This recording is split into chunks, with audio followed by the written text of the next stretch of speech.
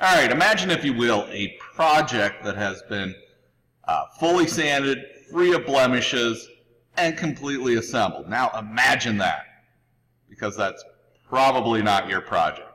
However, in the interest of time and the fact that the quarter's about to run out, I'm going to spend a little bit of today talking about wood finishing. So what I have here is I have an assembled project with the slider. It does function. It could probably use a little more sanding on the slider so that it would be function more smoothly. However, this assembled project I'm going to use as my staining example for today. Now, there are some supplies that you're going to need before you stain your project. First off, we have a designated area. We have a staining room, and in the staining room there are to be no more than 6 people at a time.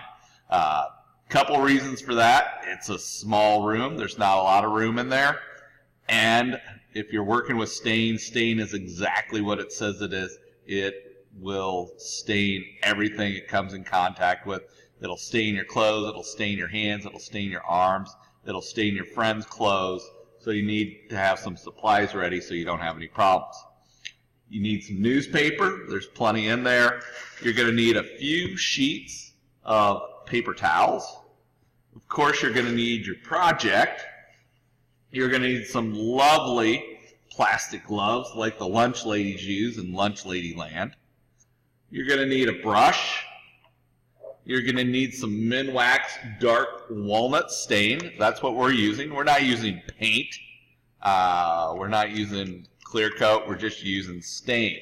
What we're trying to do is we are trying to make cheap wood look more expensive. And then the last thing you need is some mineral spirits that I'll probably have set up in a little cup. It says on there, brush and roller cleaner. So we use that to keep our brushes from going bad.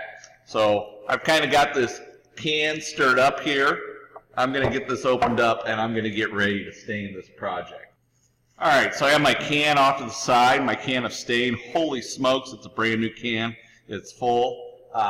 I got my plastic gloves here. Had a little bit of a problem with those. What I had to do is I had to rip the ends open. They were sealed shut. So I had to rip the ends open so that I get my hands in there. I got my brushes ready, or my brush ready, and some paper towels. Now what we do with stain is we wipe it on, and then we let it soak in for a few minutes, and then we wipe it off. So I'm dipping my brush in the can. You can't see that very well, but I'm letting the excess stain flow out because I don't want it to drip everywhere. So you don't want to have too much stain on your brush. See how I sprayed over here already? Because it does spray all over the place very easily.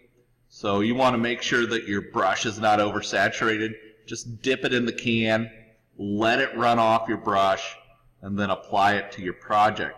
Now the nice thing about the stain is as long as you get your gloves on, you can handle your project, move it around, and try and get all visible areas.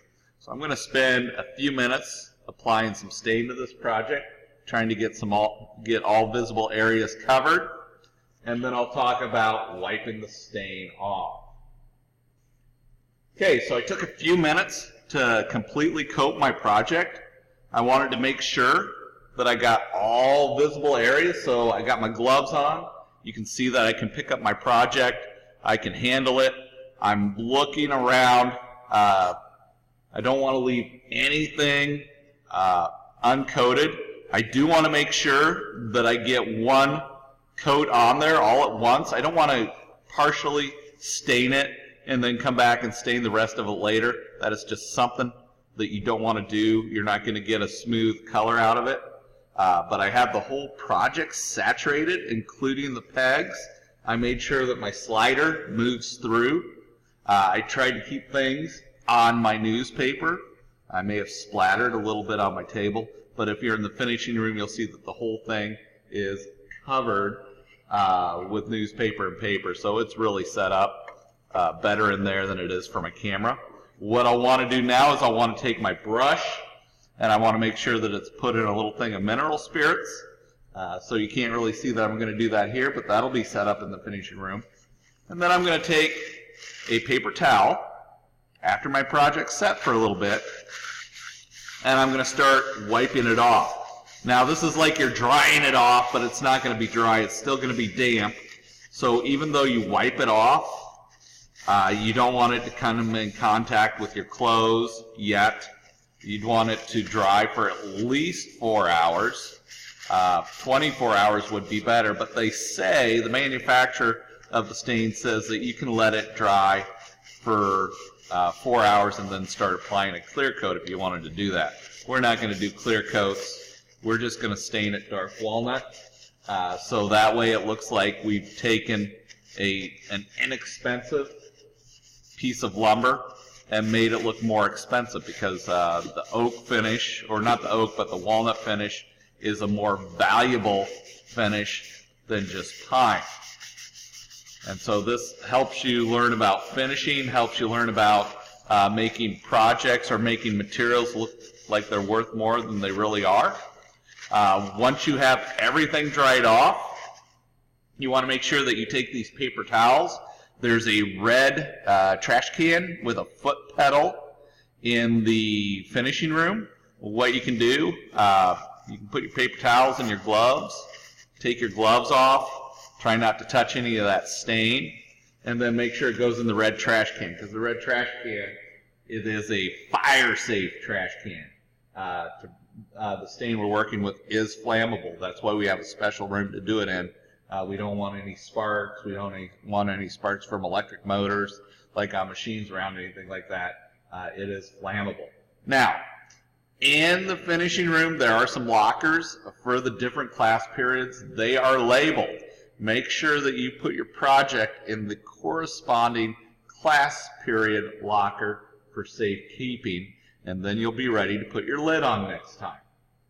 Hopefully you have good luck with this activity.